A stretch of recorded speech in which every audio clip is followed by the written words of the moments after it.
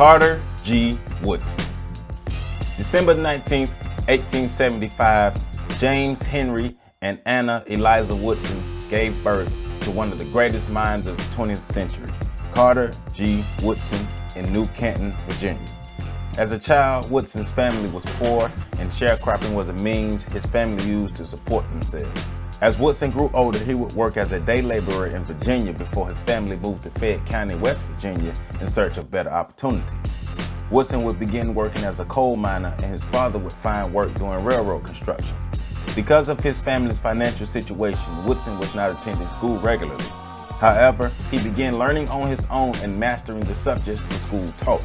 As a 20-year-old, he began attending Frederick High School. 2 years later, he graduated high school and moved to Kentucky to enroll in Brea College. Brea College was established in the 1850s by abolitionists who wanted ex-slaves to receive an education. Woodson earned his bachelor's degree from Brea College in 1903. Later that same year, he became a school supervisor in the Philippines, a position he would hold until 1907.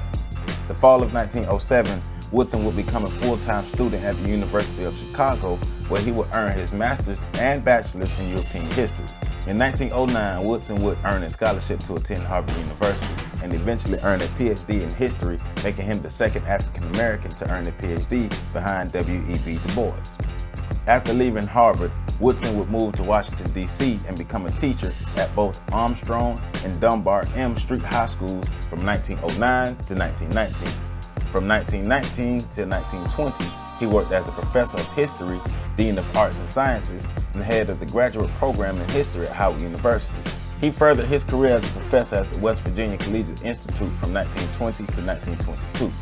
Finally, later in 1922, he would become the director of the Association for the Study of Negro Life and History in his return to Washington, D.C.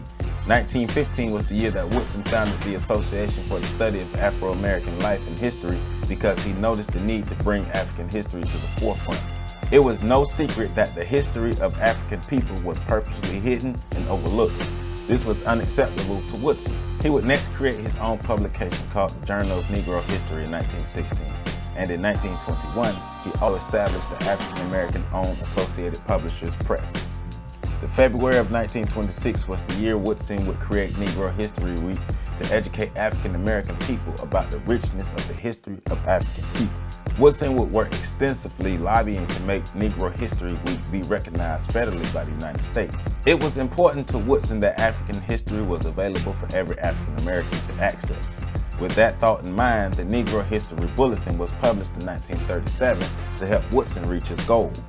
The Journal of Negro History was used by Woodson to provide a realistic depiction of black life in America. It portrayed blacks as human beings from many different walks of life.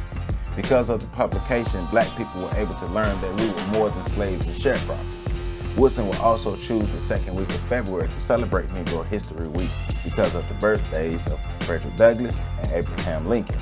He also provided many different black institutions with information and instruction on what Negro History Week was and why it had a need to be celebrated. Woodson, along with Rayford W. Logan, Charles W. Wesley, Lorenzo J. Green, and A.A. Taylor would become true champions of the history of African people.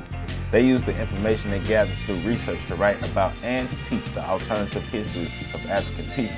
This story was different from what African American people were used to being taught. Woodson and his colleagues were able to provide the people with stories directly from African American people and other African people from around the world. In 1926, the NAACP honored Woodson with the Spingarn Medal for his efforts in the promotion and education of African history. Woodson's association, which was the main vehicle for educating Black America about its past, was initially funded by white corporations. Woodson refused to affiliate his organization with HBCUs, so he lost his funding. From that point on, he was supported by the black community. 1915 was the first time Woodson became a published author with his work, The Education of the Negro, prior to 1861. He also published 4 monographs, 5 textbooks, 5 collections of source materials, 13 articles, and 5 collaborative sociological studies. He was dedicated to educating black people about who they were and also promoted people researching for themselves. Woodson is noted as one of the first scholars to study slavery from the experience of the slaves. He was also able to capture the true horrors and terror African people faced on a daily basis.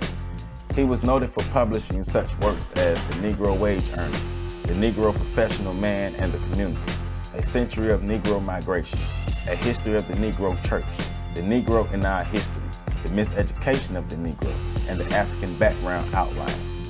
Woodson died in 1950 in Washington, D.C., being regarded as the father of Black history because of his contributions to the history of African people, as well as being the champion behind Negro History Week, which eventually became Black History Month.